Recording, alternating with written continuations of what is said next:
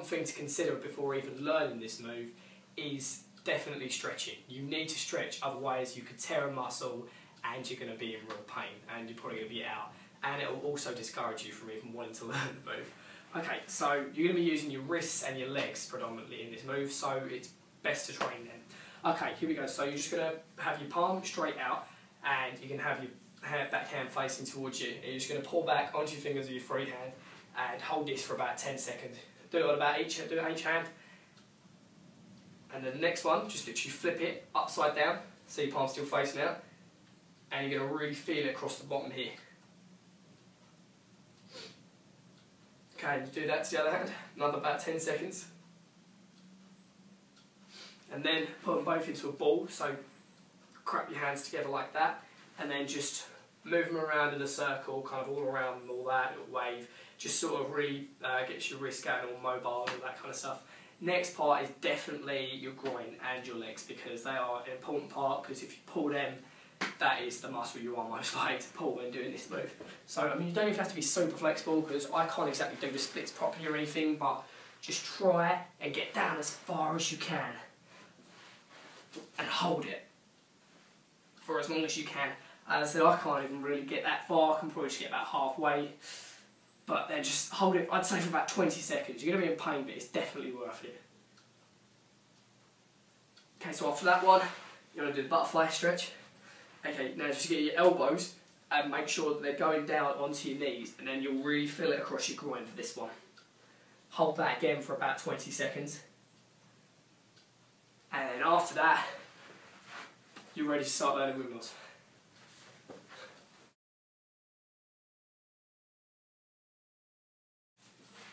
Okay, now before someone might be watching this and thinking, why is he doing it in a different hand to me? Am I doing it wrong? No, you're not doing it wrong.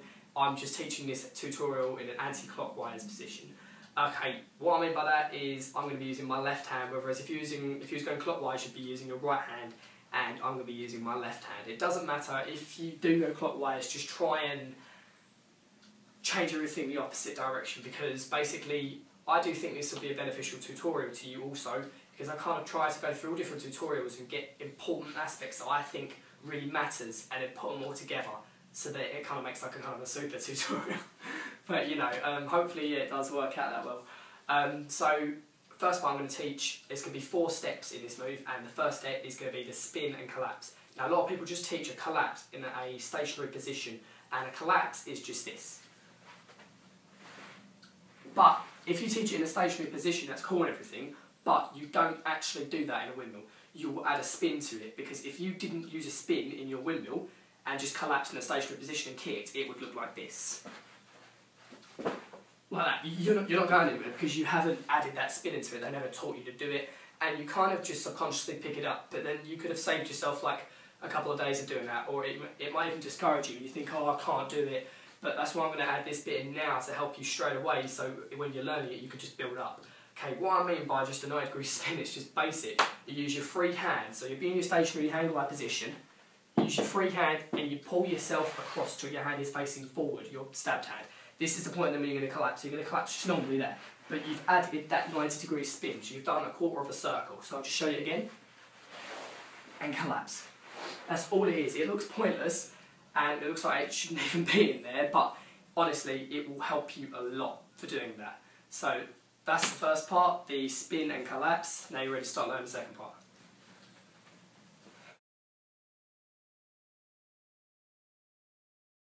Okay, so assuming that you've already got the first step down and dusted and conquered, we're going to go on to the second step now, and that is called the lift of the leg and drop onto the shoulder. Now, you're going to incorporate this with step 1, because with all the steps you're just going to incorporate everything together and just keep building up. They're not actually like separate drills or anything.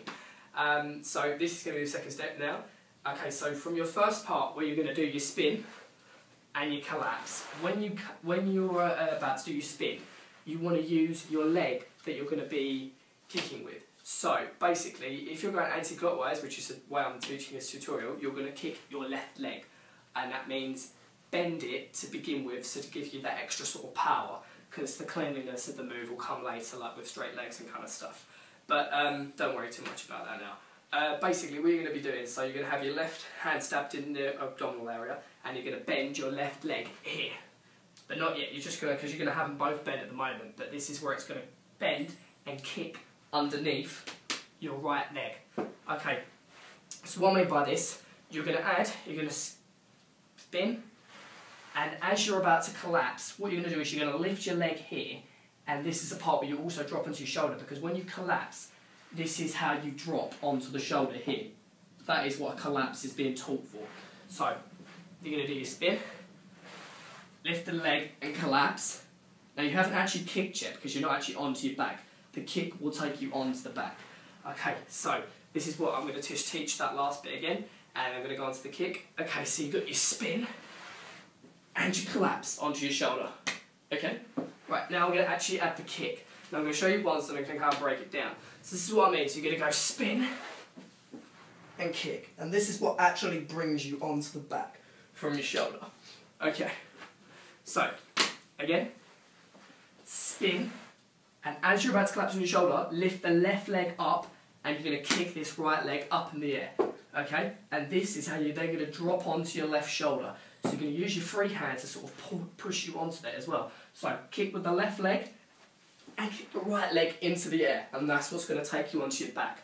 Don't pull your legs down, because a lot of people, they get carried away and think too much about the arms and the collapse, and they let their legs drop and they go like that.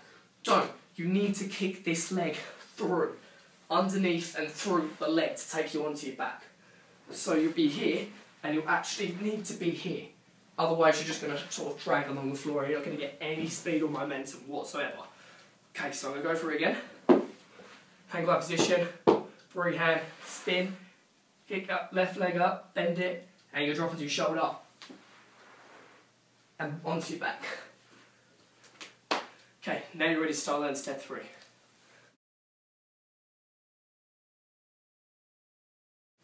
Okay, step 3 is kind of more so a tip than a step, because you can actually do it without this, but this will help you with your cleanliness of your mill, the height of your mills, and it'll also really play a massive part and a big help in when you're learning different types of windmills like barrel, munch, because it's called the bounce, and this is a big part of when you're actually on the windmill, because the bounce is going to really help.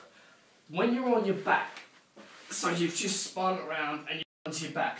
Okay, now a lot of people will instantly, subconsciously try and turn straight away on to getting onto another windmill. But it is easier than that if you add a bounce to it, because then you've got more height to take your body through with you. Now, this height that I'm going to show you here, when you're actually doing a windmill, you're going to be about here. But what you're going to aim to do is, this is a bit over-exaggerated, but it's going to really help and you sort of see what I mean. You want to kick your legs as far back towards like the floor as you can. You want to almost like be like here. I mean, I know that's exaggerated, but if you can do that, you'll be able to have more space to be able to turn. Whereas if you're like down here, you're going to scrape the floor. Now, I'm going to show you onto the back, and I'm going to show you a bounce, which comes after. And then I'll end up actually showing you how to get into into a proper windmill from that. Okay, so you're going to use your step 1 and step 2 together to get onto your back, and then I'm going to show you the bounce. Okay, so you're going to have your spin, lift the leg, collapse, bounce. Okay, now that looked a bit silly at first, but when you bounce, that is when you're going to come onto your other shoulder to start finishing the windmill. Now, when you bounce, also kick the legs back, so then it gives you that extra height. So what I mean by that is, so you go onto your back, and I'll show it again. Here, here, bounce. Now, as I said, that is over-exaggerated because like nobody does windmills like that. What I mean is just try it, and when you sweep your legs under through, kick them back and then bounce. It's more so a drill to kind of practice. This one is, it's harder when your legs are out straight, but go onto your back like this and keep your legs in, so get your knees into your chest and just practice bouncing like that. And that also is kind of like a Windmill tip, but that's going to play a big part in getting you back onto your shoulder, onto your other shoulder, and actually getting you into multiple windmills also, because otherwise it can really hurt when you're actually trying to do a proper windmill and you just kind of face plant the floor as you go around. So I'm going to show you again, and it's going to be the bounce. Here we go. 3, 2, 1, spin, bounce. Okay, just kind of let yourself flow into a backspin. Obviously this is carpet and not obviously the best material for me to be kind of spinning on, but the dining room unfortunately is taken up at the moment. So I'm going to spin, and just honestly, on carpet you can at least still get like 1 or 2 spins max. So just try in that time to just find your time to just do that little bounce, and it will be that will help you with the next step. So I'm just going to show it one more time.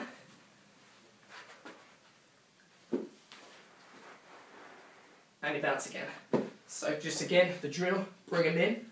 1, 2, 3, just keep bouncing like that, and eventually you'll just be able to bounce. It's only a tiny bounce, you don't have to literally kick your legs up like flipping 500 miles an hour and like bounce about that high off the floor. Okay, just it's a tiny bounce. It's just that little tiny bounce that will help you get over that much easier.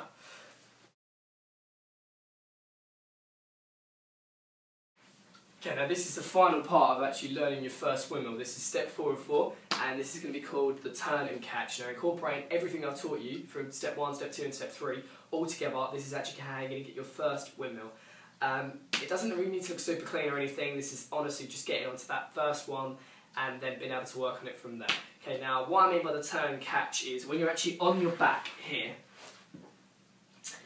and you've added your bounce. As you've added your bounce, this is the point when you're actually going to go for it, because the bounce is going to be the part kind of like where you have your lever, and this is where you're going to roll onto your right hand side, and you're going to use. You're going to also use your leg and your arm. I'm going to teach the arm bit first, so you can break it down. Okay, now the arm, your shoulder, you're going to have to push as hard as you can. So push the right hand to the floor, literally push against it, and plant. This is where you're going to be on your back here and have your hands to the sides like this. So then this is the best position to have them in. Okay, so then you plant it here. This then when your stabbed hand is going to be able to come back into the stabbing position, and you're going to be able to push yourself up onto here. Now incorporating that with the leg, you'll actually be able to safely kind of come over and it'll be all smooth and everything. Okay, so I'm going to show you onto the back. 1, 2, 3, here. So you're going to bounce, and then you're going to push over like that, push up, and here. But this is the point when also you're going to use the leg at the same time. So while you're on the back, while using the arm, so when you come over, you're going to kick the right leg underneath while pushing up against that, and then turn your whole body. So you push, kick the right leg underneath, keep the legs in the air, because a lot of people do that. You don't want to do that, you want to keep them in the air and try and keep that V formation. So you kick them underneath and catch yourself like this. And you just got to catch yourself back in the hang glide position, and that's how you actually conquer that first windmill. Okay, now I'm going to show you, it's going to be looking like a really rough windmill, but I'm actually going to show you every step broken down and incorporated into this actual windmill. So that's why it's going to look really messy, it's not going to be slow motion. Okay, I'm going to show you it all together now. Okay, so you've got your step 1, here, got your spin, got your collapse, got your leg, you got your bounce, and you had your turn and your catch. Okay, so did you just see the bounce, how that actually really helped for me to get the height to push up and then turn? That is your kind of warning to sides. So soon as you you spin a little bit, like half a back spin, then you boot up, and as you kick up, that's when you go, and you kick the leg underneath, and then you catch yourself in a hang glide position. Keep the free hand out and try and stab it straight down. But make sure that your hands are here when you're on your back, so you can able to, as you're turning, this is when your stabbing hand's going to go back into abdominal position, and it's going to push you back up to that hang glide position again. Otherwise, you'll end up kind of just turning over, and you're just going to go boom, and land flat on your face and pull out and angle your face up or something. Okay, so I'm going to show you that one more time. So you're going to get onto your back, here, at the bounce in, as you've added the bounce. I'm not sure for the second. As you've added the bounce, turn round, over, right leg, make sure it stays in the air. Obviously when I'm showing this in a slow mo, it's obviously not going to work, but make sure it stays in the air for the momentum. Push up with your right hand here and catch. Your legs can drop on the floor at the end, it doesn't matter, because when you start learning multiple windmills, you'll learn actually how to keep them up, which I'm going to show you in the next step. Okay, so one more time, I'm going to show you one full windmill now with everything incorporated into it. Okay, that's in a fast motion. Try and use all of these steps together, and this is how you're going to get your first windmill. So you use it all, here, bounce, and catch up. And that's how you've actually conquered your first windmill. Now we're going to go on to step 5, which is actually going to be multiple windmills and standing windmills and everything else.